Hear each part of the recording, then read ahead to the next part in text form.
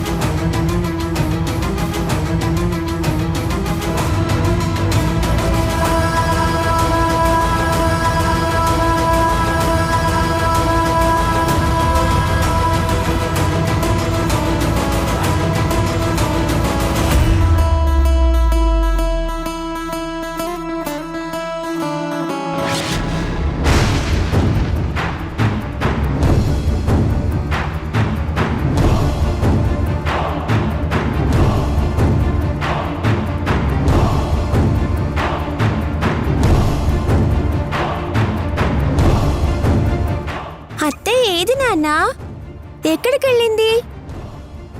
ఎన్ని ప్లేసెస్ వెతికినా కనిపించట్లేదు. అత్త నీ అల్లరి తట్టుకోలేక వెళ్ళిపోయిందని మమ్మీ చెప్పింది తెలుసా? నేనా అల్లరి చేశానా? ఎప్పుడు? నేనసలు అల్లరే చేయను. అవునవును, నీకు అల్లరంటే ఏంటో అస్సలు తెలీదు కదా. అవునా?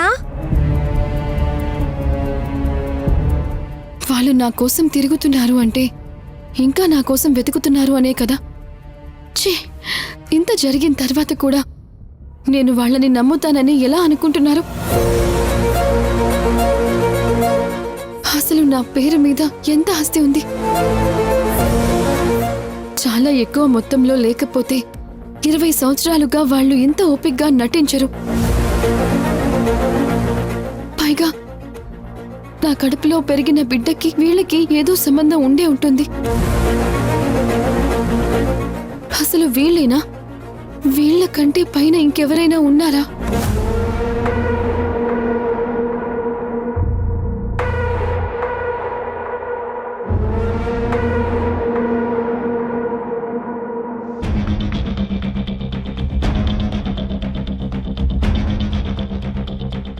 ఇక్కడెక్కడా అత్త లేదు నాన్నా.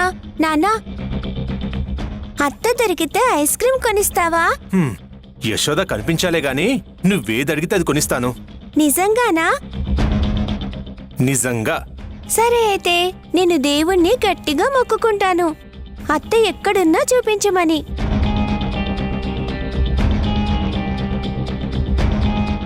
దేవుడా, మా అత్తయ్య ఎక్కడున్నా కనిపించేలా చూడు. పాపం మా అత్తయ్యకెవ్వరూ లేరు. అత్త నా దగ్గరుంటే అత్తని ఏడవకుండా చూసుకుంటాను, అత్తతో ఆడుకుంటాను. సరేనా? అత్త నాకు కనిపిస్తే నీ గుడికొచ్చి కొబ్బరికాయ కూడా కొడతాను.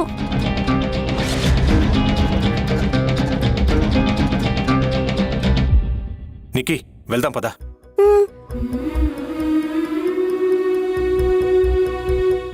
నానా, అదిగో అత్తయ్య.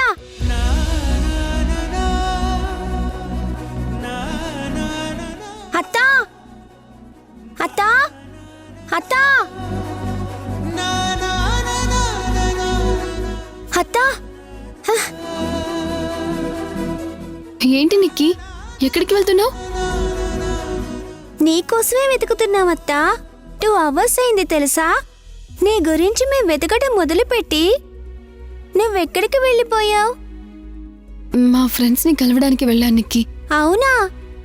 మరి డాడీ ఏంటి నా అల్లరి భరించలేక నువ్వు వెళ్ళిపోయావని చెప్పాడు. అంటే ఏంటి డాడీ, నువ్వు అబద్ధం చెప్పావా? అవును, మీ నాన్న నీకు అబద్ధం చెప్పారు. పద నాన్న, ఇంటికెళ్ళగానే నీకు దెబ్బలు పడతాయి చూడు. పదత్త, ఇంటికి వెళ్దాం. ఏంటి మధు గారు, మీరు మెడికల్ షాప్కి వెళ్ళలేదా? వెళ్ళాను యశోద. దేవకికి ఫోన్ చేసినప్పుడు నువ్వు బయటికి వెళ్ళావని చెప్పింది. నువ్వు బయట తిరగటం అంత మంచిది కాదని నేను నిక్కీ ఇలా వెతుక్కుంటూ వస్తున్నావమ్మా. నీ గురించి, నీ గతం గురించి నువ్వు తెలుసుకోవాలనుకోవడం తప్పు కాదమ్మా. కానీ కొన్ని రోజులు నువ్వు ఎక్కడున్నావో నీ శత్రువులకు తెలియకపోవడమే మంచిది. అందుకే చెప్తున్నాను, నువ్వు ఎక్కువగా బయట తిరక్కమ్మా. పద, ఇంటికెళ్దాం. అత్తా రా. పద నిక్కీ.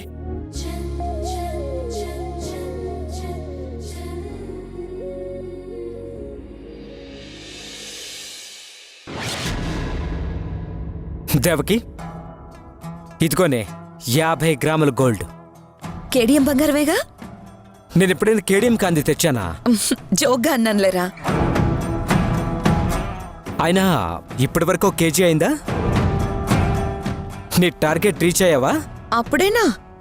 దీంతో కలిపి ఒక 1/2 కిలో అటు ఇటుగా ఉంటుందిరా. అవునా, సర్లే. అవును, నాకేదో సంబంధం చూశారంట. ఎవరా అమ్మాయి? అమ్మ వాళ్ళకి నచ్చిందా? మాకు నచ్చకపోవడం ఏంట్రా? ఆ అమ్మాయి లక్షణంగా ఉంది. అవునా? ఇంతకీ అమ్మాయి ఎవరో చెప్పలేదు? నీకు మరదలవుతుందిరా. పాపం ఆ అమ్మాయికి ఎవరూ లేరట. మీ బావ నేనే కాపాడాం. ఆ అమ్మాయిలో మీ బావగారు తన చెల్లెల్ని చూసుకుంటున్నాడు. తెగ ఆనందపడిపోతున్నాడు. అలాంటి అందమైన అమ్మాయి మనం ఎంత వెతికినా దొరకదు. అంత నీ అదృష్టం. ఏం మాట్లాడుతున్నావు దేవకి? ముక్కు మొహం తెలియని దాన్ని, ఊరు పేరు లేని దాన్ని ఎలా పెళ్లి చేసుకోమంటావు? నోర్మీరా, నీకు అసలు అమ్మాయి దొరకడమే అదృష్టం. అసలు ఆ అమ్మాయి ఒప్పుకుంటుందో లేదో అని మేం భయపడుతుంటే నువ్వేమో ఇలా మాట్లాడుతున్నావు. నోరు మూసుకుని పెళ్లి చేసుకో. అవునరా, ఆ అమ్మాయి నీతో పెళ్లికి ఒప్పుకుంటుందో లేదో తెలియదు, కానీ నేను ఎలాగైనా సరే ఆ అమ్మాయిని ఒప్పించేస్తాను. నేనెందుకు ఇంతలా చెప్తున్నానో కొంచెం అర్థం చేసుకోరా. అన్ని తర్వాత నీకే అర్థమవుతాయి. సరే, నిజంగా మీరు చెప్పినట్టే అమ్మాయి అందంగా ఉంటే అప్పుడు చేసుకుంటా. ఇంతకీ ఆ అమ్మాయి ఎక్కడికి వెళ్ళింది? ఏమోరా, వస్తుంటుంది. వెయిట్ చేయి. మామయ్య, మామయ్య, నా కోసం ఏం తెచ్చా మామయ్య? నీకేం కావాలో తర్వాత మనం వెళ్ళి కొనుక్కుందాం. బావా, నా మీద నీకెప్పుడు కోపం తగ్గుతుంది? నువ్వు కరెక్ట్ దారిలో వెళ్తున్నప్పుడు, నువ్వు చేసే పనులు నలుగురికి చెప్పుకునేలా ఉన్నప్పుడు. అంటే నేను అడ్డదారిలో వెళ్తున్నాను అనుకుంటున్నావా? సక్రమంగా సంపాదిస్తే అవసరాలకు మాత్రమే డబ్బు సరిపోతుంది.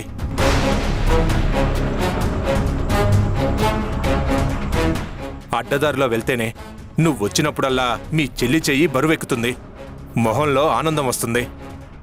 త్వరగా మారితే సంతోషిస్తాను.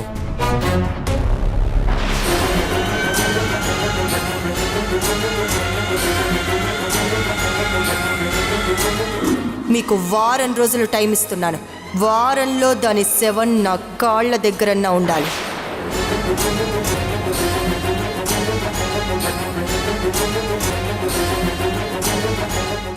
ఇదా? యశోదా, మా అన్నయ్య సుబ్బరాజు. నమస్తే అండి. నమస్తే.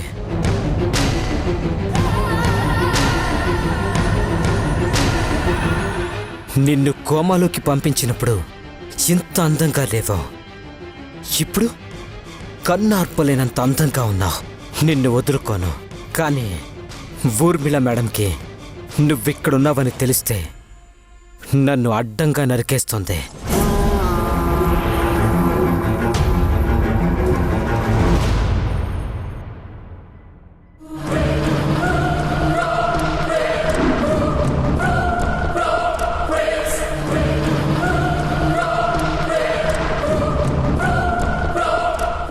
అమ్మా నేనే తప్పు చేయలేదు, నన్ను నమ్మండమ్మా, నన్ను నమ్మండమ్మా, నేనే తప్పు చేయలేదు. రే సుబ్బరాజ్,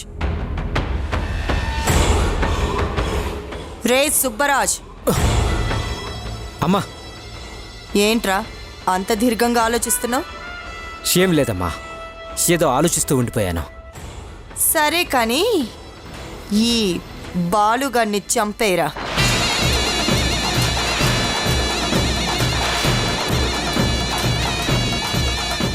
అమ్మా నాకు పెళ్ళం బిడ్డలు ఉన్నారు, నన్ను వదిలేండి అమ్మా, నేనే తప్పు చేయలేదమ్మా. అమ్మా అర్థం చేసుకోండి అమ్మా, నేనే తప్పు చేయలేదమ్మా, వదిలేండి అమ్మా, మీరు మనోళ్లే కదా. చంపేడువేంటి? వీడు మనోడే కదా. మనోడేరా, కానీ 5 లక్షలకి పరాయి వాడికి అమ్ముడు పోయాడు. నా శత్రువునైనా నేను చంపకుండా వదిలేస్తానేమో, కానీ నా దగ్గర నమ్మకంగా ఉంటూ, నా ఉప్పు తింటూ, నా డబ్బులతో జల్సాలు చేసుకుంటూ నా శత్రువుకి వీడు అమ్ముడు పోతాడా?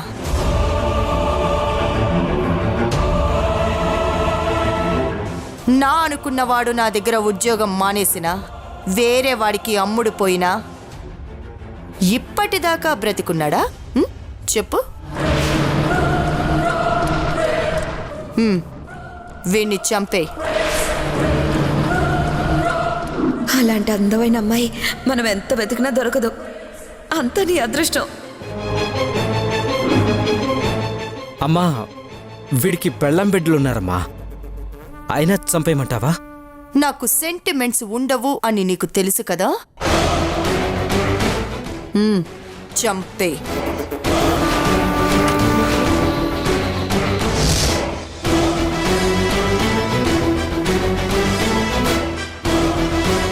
అమ్మా తప్పైపోయిందమ్మా, నన్ను వదిలేండి అమ్మా.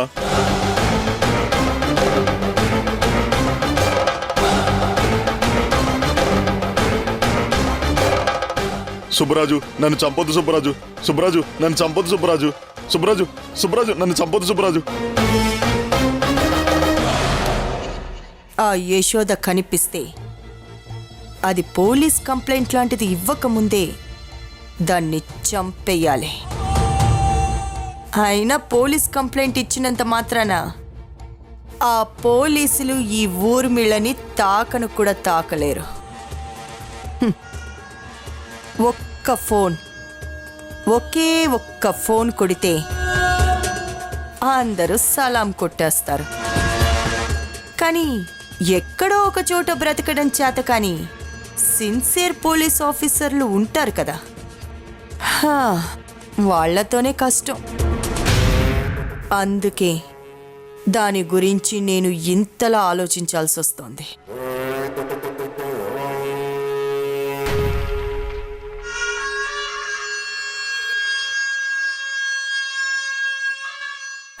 ఈ సుబ్బరాజుగాడు నా నమ్మిన బంటు, రాజమాతకి కట్టప్ప లెక్క.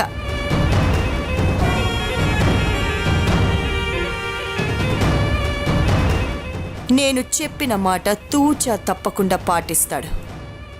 ఇన్ని సంవత్సరాల్లో ఇంత నమ్మకంగా పనిచేసేవాణ్ణి నేనిప్పటి వరకు చూడలేదు.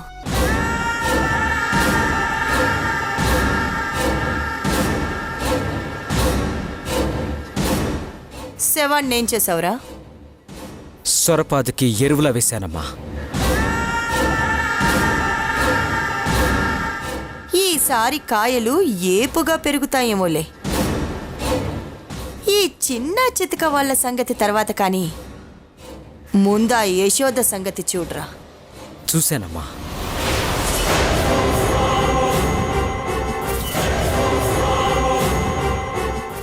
ఏంట్రా చూసావా? ఆ యశోద ఎక్కడ కనిపించిందిరా? చెప్పు, ఎక్కడ కనిపించింది? చూస్తానమ్మా, చూస్తాను అన్నాను. చా, చూశాను అనగానే నా ప్రాణం లేచొచ్చింది కదరా.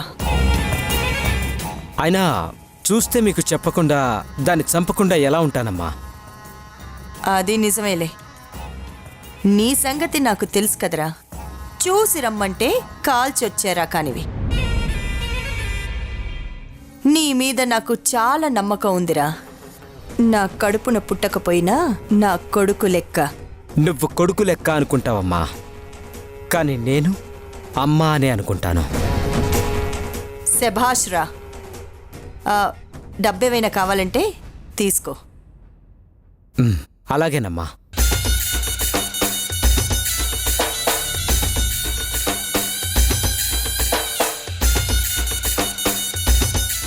నీ నుంచి యశోదని ఎలా తప్పించాలో, యశోదని ఎలా పెళ్లి చేసుకోవాలో అర్థం కావట్లేదు. ఏం చేయాలి? ఏం చేసైనా సరే యశోదని నేను దక్కించుకోవాల్సిందే.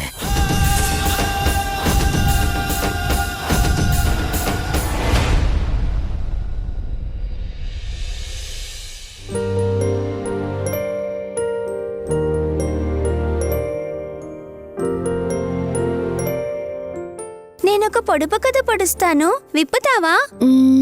సరే, ట్రై చేస్తాను. చెప్పు. నల్ల కుక్కకి 4 చెవులు, ఏంటది? ఏంటి? నల్ల కుక్కకి 4 చెవులా?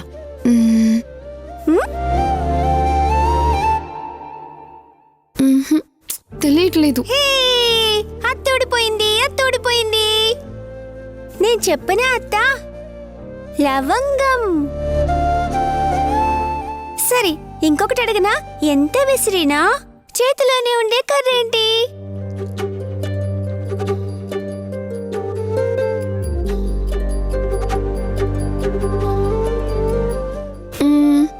తెలీదు. ఇది కూడా తెలీదా? విసిన కర్రత్తా. ఏంటమ్మా అత్తాకోడలు తెగ నవ్వుకుంటున్నారు? అమ్మో, నిక్కీ మామూలు తెలియగలది కాదు. అంతా వాళ్ళ మేనత పోలికలే యశోద. నా చెల్లి కూడా ఇంతే. చాలా ఎనర్జీగా ఉండేది, చాలా తెలివిగలది. మా అమ్మ వాళ్ళైతే చెల్లికున్న తెలివి కూడా నీకు లేదురా అనేవాళ్ళు. ఇంతకీ అడగటం మర్చిపోయాను, ఉదయం ఎక్కడికి లేవమ్మా? గమ్యం లేని ప్రయాణం మధుగారు. ఎక్కడికి వెళ్ళాలంటే ఏం చెప్పను. నా గురించి నేను తెలుసుకునే ప్రయత్నం అంతే. యశోద, నేను నీకో మాట చెప్పనా? నువ్వు నాకు సొంత చెల్లి లాంటి దానివమ్మా, అందుకే చెప్తున్నాను. వద్దు మధుగారు. ప్రేమ ఉన్న చోట భయం ఉంటుంది. భయం ఉంటే ఏది సాధించలేం. అన్నగా మీరేం చెప్తారో నాకు తెలుసు. గతాన్ని మర్చిపోయి భవిష్యత్తు గురించి ఆలోచించుకోమంటారు, అంతే కదా? నా గతమేంటో తెలిస్తేనే భవిష్యత్తు గురించి నాకు క్లారిటీ వస్తుంది. నేనిప్పుడు అదే పని మొదలుపెట్టాను. రేపటి నుండి నా అసలు వేట మొదలవుతుంది. ఒకవేళ నేను 2-3 రోజులు కనపడకపోతే ఒకటే గుర్తు, నేను బ్రతికిలేనని. అమ్మా యశోద, ఏంటమ్మా ఏంటా మాటలు? ఇంకెప్పుడు అలా అనకు. నీకు తోడుగా నేనుంటాను. ఒకసారి ప్రాక్టికల్గా ఆలోచించండి మధుగారు. మీరెప్పుడూ నాతో ఉండలేరు, ఉండకూడదు కూడా. అది మీ అందరికీ ప్రమాదం. నా వల్ల మీకు ఏ అపాయము రాకూడదు. నా గురించి వాళ్ళు వెతుకుతూనే ఉన్నారు. నేను మీ దగ్గర ఉంటున్నానంటే వాళ్ళు నా కోసం ఏమైనా చేస్తారు. జరిగేది తెలిసి కూడా నేను మిమ్మల్ని ఇబ్బంది పెట్టడం కరెక్ట్ కాదు.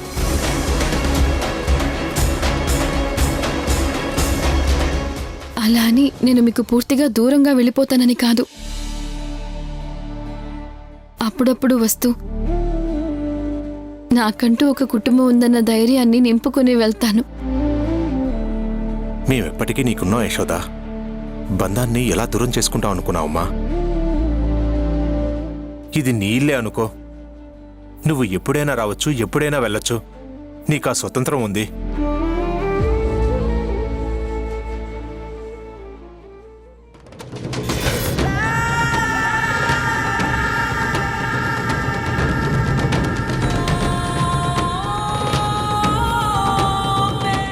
నిక్కీ, మావయ్య, అమ్మేదమ్మా. లోపలింది మావయ్య.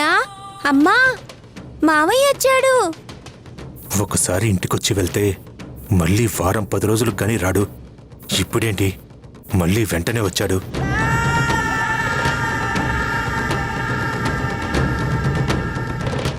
బావకు అనుమానం వచ్చినట్టుంది. నన్ను ఇంతకుముందు క్రిమినల్లా చూస్తూ ఉండేవాడు, ఇప్పుడు అనుమానంగా చూడడం కూడా మొదలుపెట్టాడు.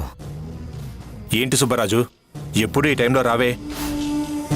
చెల్లెలింటికి అన్నయ్య టైం చూసుకొని రావాలా ఏంటి? పైగా మా అన్నయ్య బిజీ బిజీ. ఇదిగో యశోద, మా అన్నయ్యకి వైజాగ్లో ఒక ఆఫీసు, ముంబైలో ఒక ఆఫీసు, రేపో మాపో చెన్నైలో కూడా ఓపెన్ చేసేస్తాడు. ఫిష్ ఎక్స్పోర్ట్ బిజినెస్ కదా.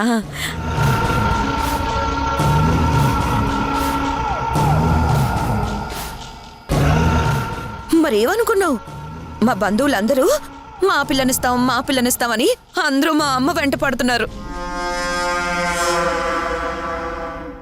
మరి ఇంకా పెళ్ళెందుకు కాలేదు? అమ్మాయి నచ్చాలి కదండి.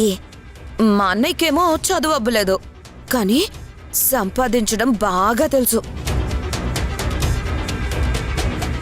ఆయన ఇవాళ రేపు డబ్బులే కావాలండి, చదువెందుకు? చదువుతోనే అన్నీ వస్తాయి.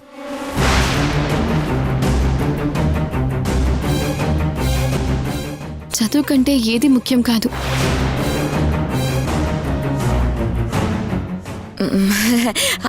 అది ఒక రకంగా నిజమే అనుకో. అందుకే చదువుకున్న అమ్మాయిని చూస్తున్నావు.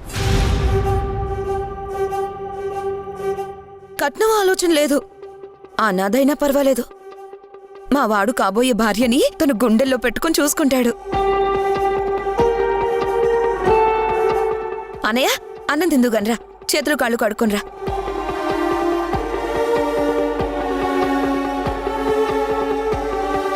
ఎలా అయినా యశోదని దక్కించుకోవాల్సిందే.